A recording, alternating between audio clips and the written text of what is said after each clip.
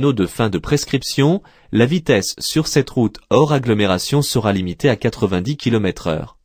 Mais pour les conducteurs en période probatoire, cette limite sera réduite à 80 km/h.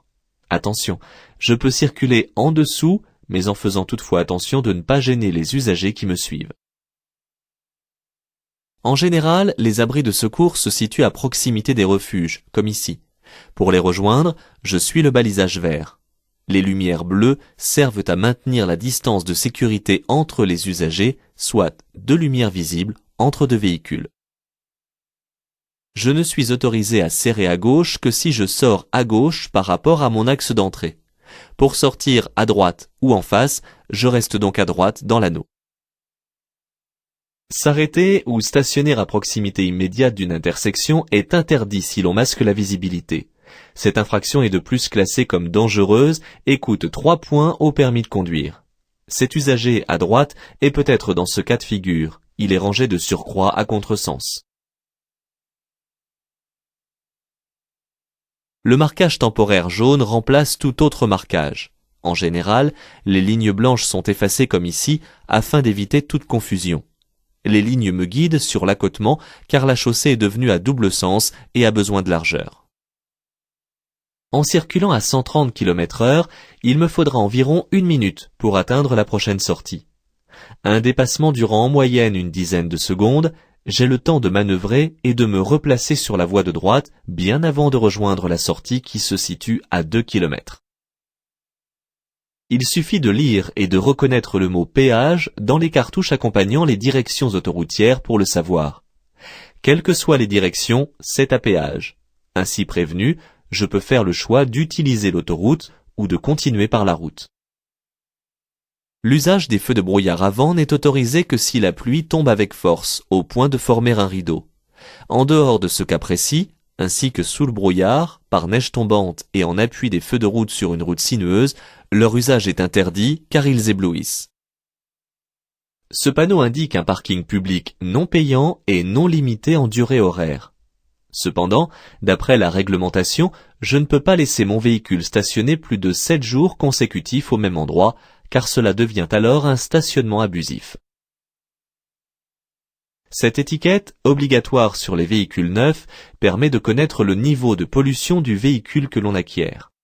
Du vert foncé, faible pollution, au rouge vif, très forte pollution, on trouve les niveaux intermédiaires. À partir du niveau jaune, la pollution commence à devenir importante. La signalisation autorise le dépassement, mais actuellement je suis bien trop près du camion pour avoir une bonne visibilité vers l'avant. Je vois de plus des cyclistes en face de moi, ce qui m'oblige à m'abstenir de dépasser.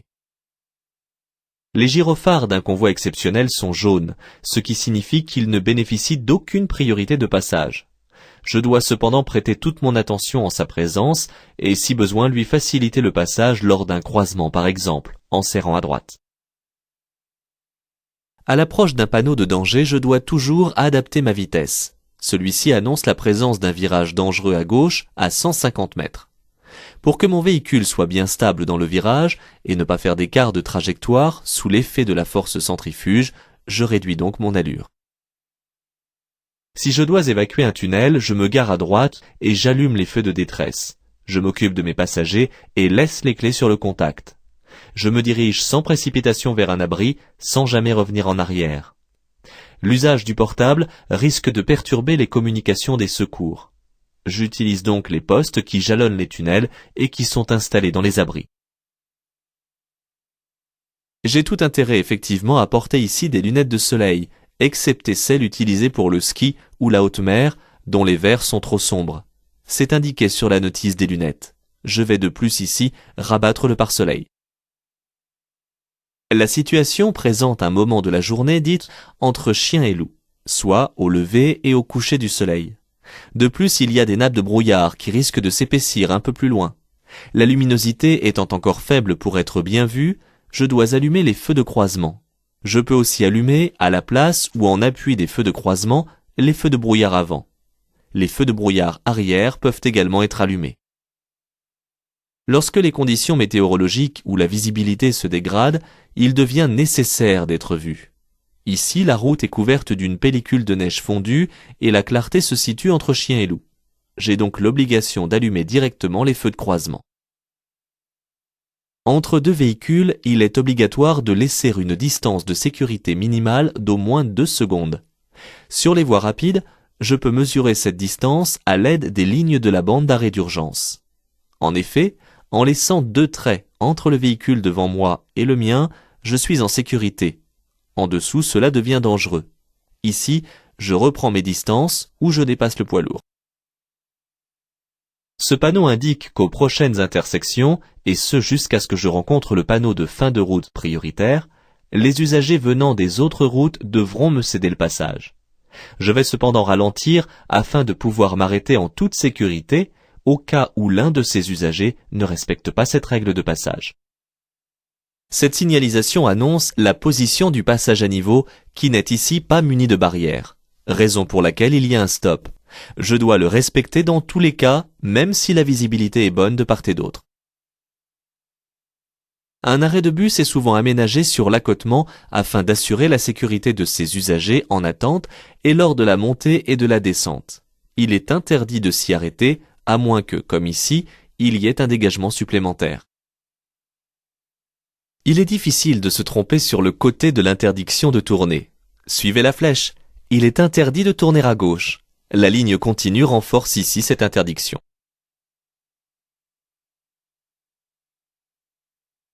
L'arrêt ou le stationnement des véhicules devant une borne d'incendie est considéré comme gênant. C'est donc interdit. Il en est de même à proximité d'une intersection si je masque la visibilité. Ici, les deux interdictions se conjuguent. Utiliser un téléphone tenu en main est passible d'une amende et d'une perte de 2 points sur le permis de conduire. Téléphoner tout en conduisant est dangereux. Les deux panneaux sont totalement indépendants l'un de l'autre. L'interdiction concerne les poids lourds de plus de 10 tonnes qui ne peuvent pas passer sur ce pont. Les usagers arrivant en face doivent me céder le passage. Plus le curseur à droite tend vers le vert, soit en haut de l'étiquette, moins le véhicule est polluant en dioxyde de carbone. Plus le curseur descend en bas de l'étiquette et rougit, plus il est pollueur. Pour ce véhicule, le curseur se situe plutôt à un niveau moyen de pollution. Ce panneau met fin au statut de la route réglementée.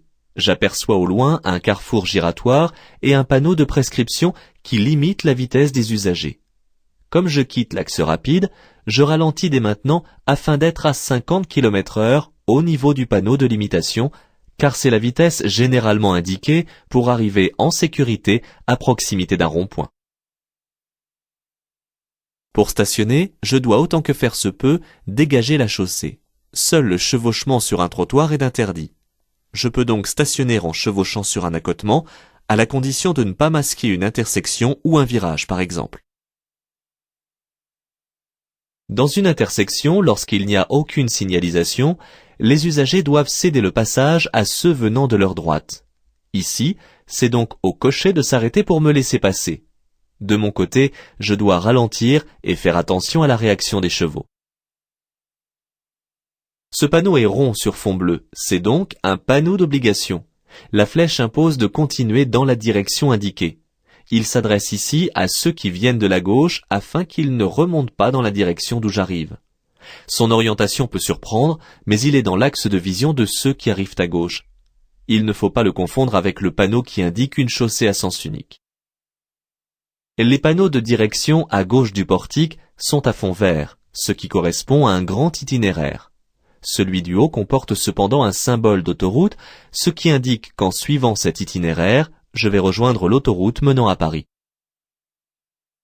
Les apprentis conducteurs qui suivent une formation dans le cadre de l'apprentissage anticipé de la conduite ne peuvent circuler que sur le territoire français pendant la phase de conduite accompagnée. Ils ne pourront conduire à l'étranger que lorsqu'ils seront titulaires du permis de conduire. Dans cette longue descente, pour respecter les limitations de vitesse sans me laisser emporter, je peux ralentir en levant seulement le pied de l'accélérateur et, si nécessaire, utiliser le frein moteur en utilisant un rapport de vitesse inférieur. En revanche, je ne laisse pas mon pied en permanence sur le frein car les disques pourraient s'échauffer et devenir totalement inefficaces. Il n'existe pas de règle de passage sur une route étroite entre deux véhicules de même type, en dehors de la règle du croisement en montagne. Chacun doit ici ralentir et serrer au mieux à droite. C'est la courtoisie et l'intelligence qui doivent ici guider les deux conducteurs, afin que celui qui est le plus à même de manœuvrer permette à l'autre de passer. Ces bornes bleues et blanches matérialisent un obstacle. Les bornes qui annoncent un passage à niveau sont différentes, à bande rouge. Si je perds mon ticket de péage à la sortie de l'autoroute, je devrais régler le montant correspondant au trajet le plus long pour mon type de véhicule, même si j'explique au caissier qu'il ne correspond pas au parcours que j'ai réellement effectué, ce qui est logique. Ce panneau indique un emplacement réservé aux bus des lignes régulières. Je ne peux pas m'y arrêter. Si un bus occupe l'espace, je reste attentif aux usagers piétons qui en descendent. Du fait que je circule hors agglomération, le conducteur doit vérifier que la voie est libre avant de démarrer. L'intersection ne comporte qu'une route à droite. Il n'y en a pas à gauche. Ce panneau rappelle la règle générale qui précise que les usagers arrivant de la gauche cèdent le passage aux usagers arrivant à leur droite. Je dois donc céder le passage à cette intersection.